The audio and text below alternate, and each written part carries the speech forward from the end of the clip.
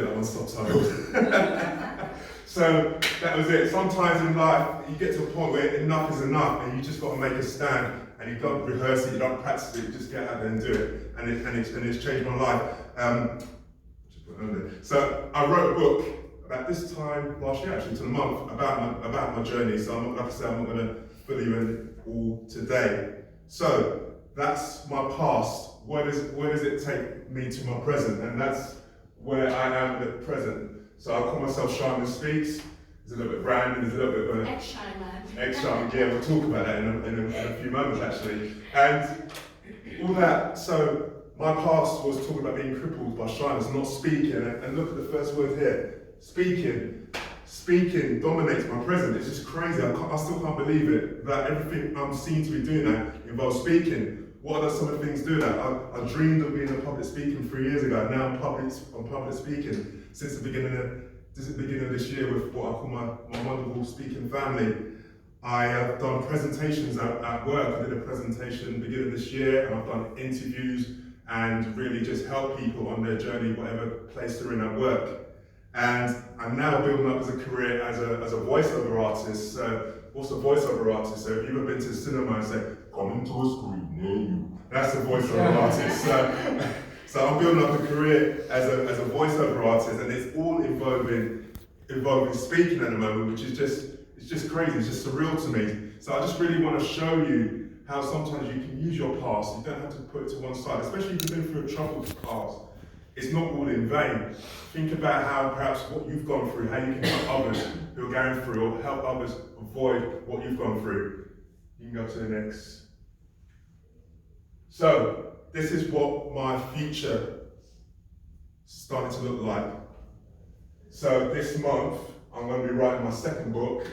That is going to be the title, I might add a bit at the end. Silencing the Shyness. Why have I called it Silencing the Shyness? David says something like "Shine no more." I feel like I'm entering into a new season of my life.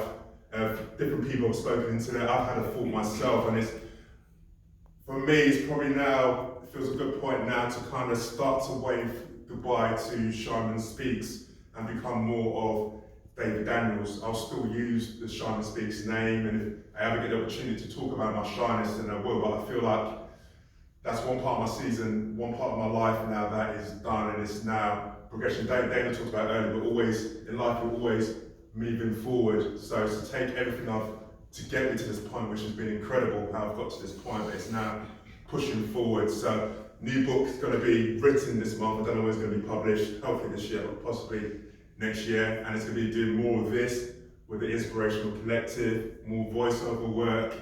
Hopefully this time of year I tend to go on a radio show. I've got one of the radio presenters here, little hint there, perhaps head back onto the radio station. And also more leadership, because I've always struggled.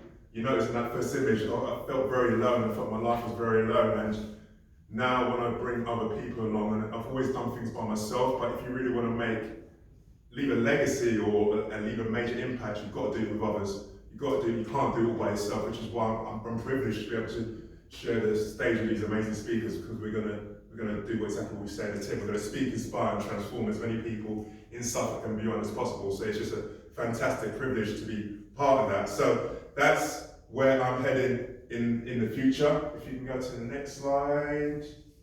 There we go. Yeah. So one last spot the difference, and this is more rhetorical to you guys. So have you guys spotted any differences for yourselves between 2018 and 2019?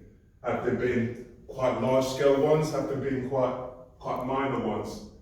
Whatever it is, just really think about those differences. And it's not about beating yourself up for what you haven't done. It's just about thinking about what you can do in the future. You can't change the past, but you can certainly use it. So I'm going to close very shortly, but I wanted to leave you with this quote, and I'm hoping, I think one of my goals in life was to come up with one of those quotes that people tweet and everything like that, and have it as close to me. So I think this is my quote.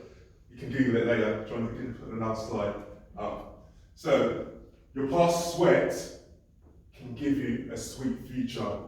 And I describe my life growing up as sweating. I was just so heart tired, just always stressed.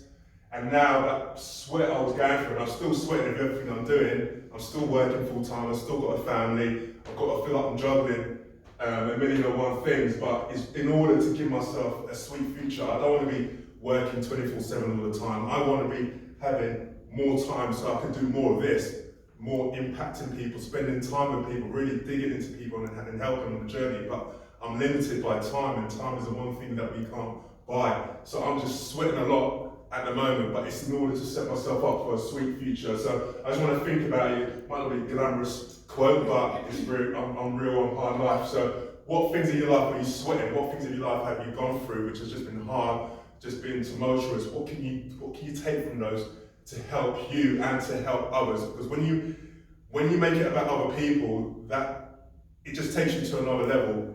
It takes you beyond yourself. To be quite honest, I don't wake up and jump out and think, oh, I want to grab the letter and start speaking. This is not what I enjoy necessarily doing. I enjoy helping people. This is a platform for me to do that. And this real thing is, like I say, every time I come back to it, it seems like speaking is the way that I'm going to be able to help people. From a person who never spoke before, from a person that people wrote things like, his results suggest that he is functioning at the lower end of average range of intelligence with a weakness in language. That was written about when I was about 6 years old by educational psychologists. They couldn't just say I was an average, it had to be lower. Lower. So it doesn't matter where you start, it's about where you finish and the journey along the way. And if I can leave you with anything like this, what do you need? What do you need to be successful in life? Do you need to have talent? Do you need to look good? I would say overcoming, that ability to overcome is one of the biggest qualities. It's not something that people shout from the rooftops, but you're all here today. So I don't know what you guys have been through, but you're here today. That to me tells me you guys you're overcomers, you've stayed the course, and if you can keep doing that, it may not feel like it's your time yet, but in time it will be your time. So with that, I want to thank you guys all for listening. I hope you took something away. If you've got any questions for me, come and find me afterwards, and I'm going to hand you back